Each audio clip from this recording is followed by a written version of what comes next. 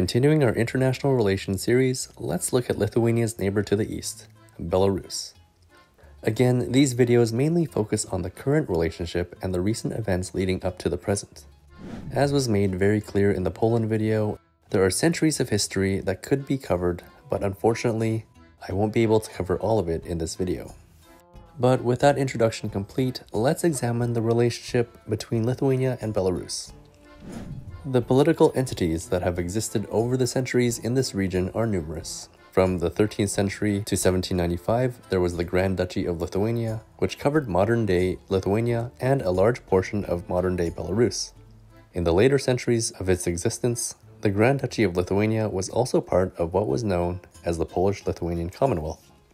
This Commonwealth would experience a series of partitions in its later years, followed by annexation by the Russian Empire as well as German occupation. In 1918, with the end of World War I, both Lithuania and Belarus would be separate and independent countries, officially known as the Republic of Lithuania and the Belarusian Democratic Republic, respectively. Near the end of the Second World War, both countries would take on their modern borders, but also fall under Soviet occupation and/or influence. Lithuania would become the Lithuanian Soviet Socialist Republic, while Belarus would be known as the Belarusian Soviet Socialist Republic. It could be argued that Lithuanian and Belarusian relations tightened while the two countries were part of the Soviet Union. With the Iron Curtain cutting off free movement to the west, and both countries now adopting Russian as their official language, it was much easier for citizens of both Lithuania and Belarus to visit each other's countries. This was even quite convenient considering the geographical proximity of the two capitals, Vilnius and Minsk. The fall of the Soviet Union would mean independence for both Lithuania and Belarus in the early 90s, with diplomatic relations officially being established in October 1991. On December 20th, 1991, the Supreme Council of Lithuania recognized the independence of Belarus, with Belarus reciprocating a week later. Despite the two nations no longer being part of a greater empire, the governments and their people generally maintained good relations with one another. One Belarusian friend who migrated to Lithuania as a baby said she never felt discriminated against due to her heritage growing up, nor did her parents. In her opinion, the relationship between the two countries and its people wasn't considered bad, and was often considered good, or at least neutral. Another Belarusian who grew up in Lithuania echoes the same sentiment.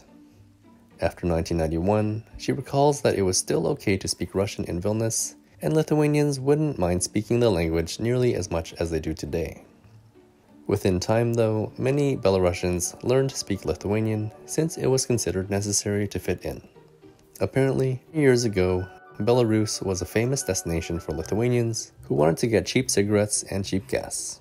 It was also a destination for cheap medication, and you could have a prescription written up in Lithuania, drive across the border, and get it filled in Belarus. From what I'm told, most prices in Belarus have largely caught up with the cost of goods in Lithuania, with big exceptions being alcohol and gasoline, which I understand are much cheaper in Belarus. The Belarusians I spoke to said that overall, many people living in Belarus have looked favorably on Lithuania as well. Belarusians living in Lithuania and going back to visit family were considered the cool kids that lived abroad. The person I spoke to said, "Honestly, it felt like I lived in Paris, not Vilnius. Lithuania was a dream country to come from. It had a seaside and didn't stink like the Soviet Union anymore."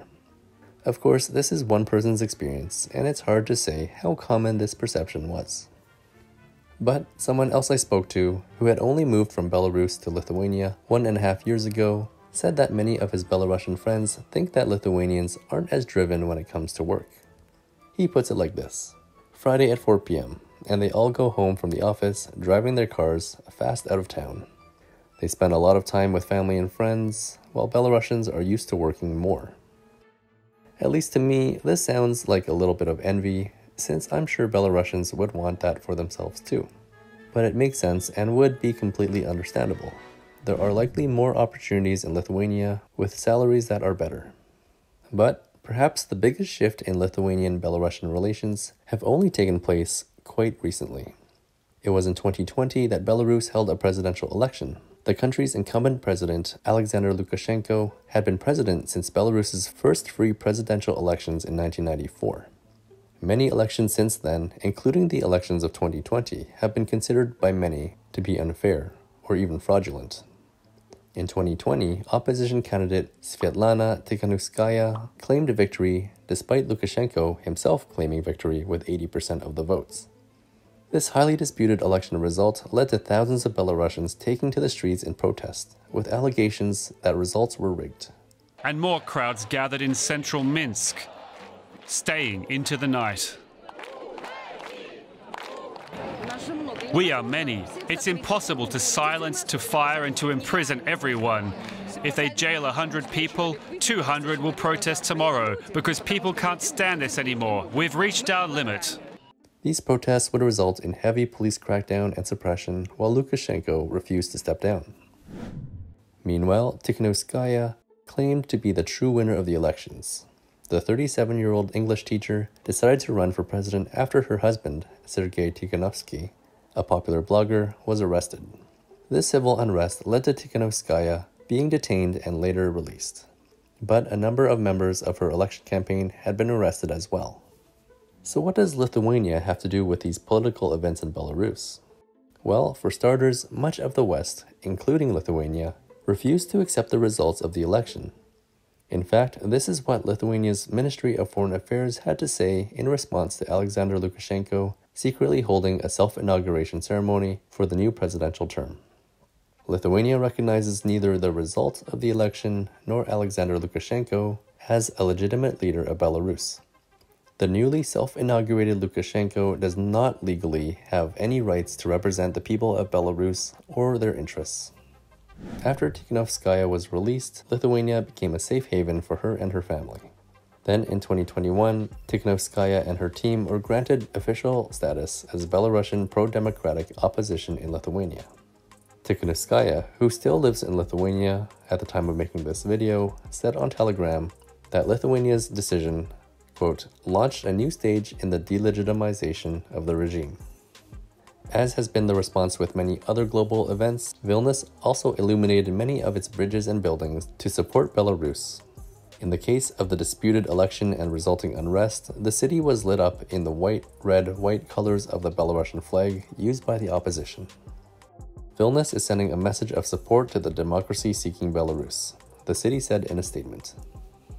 Just like Tikhanovskaya, thousands of Belarusians have fled their country and moved to Lithuania, hoping to escape the oppressive regime. This migration is something that continues to happen up until this day, further fueled by the Belarusian government's support of Russia's invasion of Ukraine.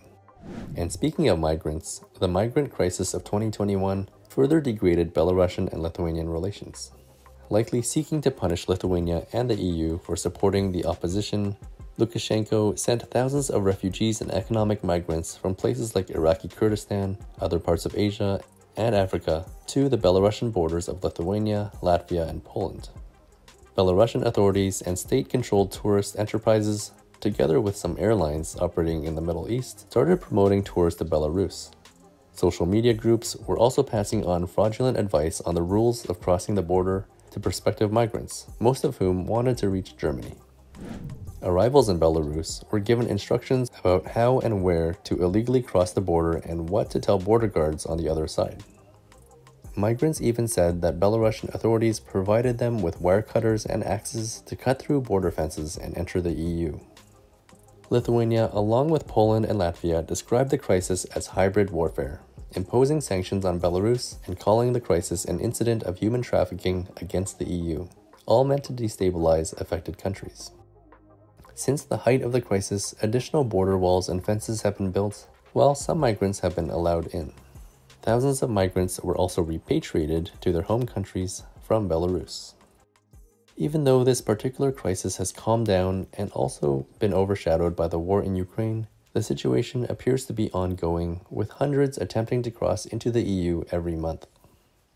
So look, there is so much more that could be discussed, especially with these last two events alone.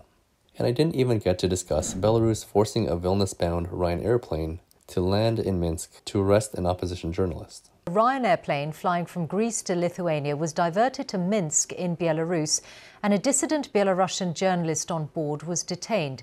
State media in Belarus said the plane was forced to land because of a bomb scare. I also did cover the Belarusian nuclear power plant built close to the Lithuanian border, which has also caused tensions between the two countries. Why this is a problem? It is being built in an unsuitable location.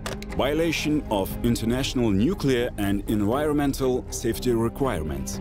No respect for the principles of openness and transparency. Moreover, the lack of safety culture is disturbing. Ultimately, the political relationship between Lithuania and the regime controlling Belarus is tense and unfriendly. Naturally, this has turned into deteriorating economic relations, with sanctions and retaliatory sanctions imposed on each other. Sadly, this has meant Lithuanian companies losing a lot of business, with the European Commission estimating losses to be at around €100 million so far. Culturally and interpersonally, however, it would appear that Lithuanians are embracing the influx of Belarusians hoping to escape Lukashenko's regime. Pro-Belarusian democracy protests take place in Vilnius from time to time, and you can see that while many Lithuanians don't support the current Belarusian government, they do support the people being oppressed by it. On the 2-year anniversary of the Belarusian elections, Lithuania's foreign minister had this to say: "In the context of Russia's war against Ukraine, we must also not forget about Belarus. Just like 2 years ago, this country also today needs the democratic world support. Belarus, which strives for freedom, must remain on both Lithuanian and international political agendas. I believe that if we all join our efforts with democratic forces in Belarus, it will help us achieve the main goal: to hold democratic elections in the country as soon as possible." I'm told that many people in Belarus are grateful to the Lithuanians for help with immigration and for the help in supporting Tikhanovskaya. There continues to be a great deal of uncertainty for Belarusians, whether it's those temporarily living in Lithuania or those still in Belarus hoping for a way out. But from what I see, it sounds like Lithuania will continue to support the people of Belarus in their fight for a free democratic process. Again, I'll be the first to admit that I'm probably missing a lot when it comes to the story of Lithuania and Belarus. I interviewed a few people and did as much research on recent events as I had time for. But for those watching from either of these countries, if you have more to add, please leave a comment, because I'd love to learn more about your experiences and what you have to say. As always, thanks for watching, and thanks to the small group of channel members for their financial support.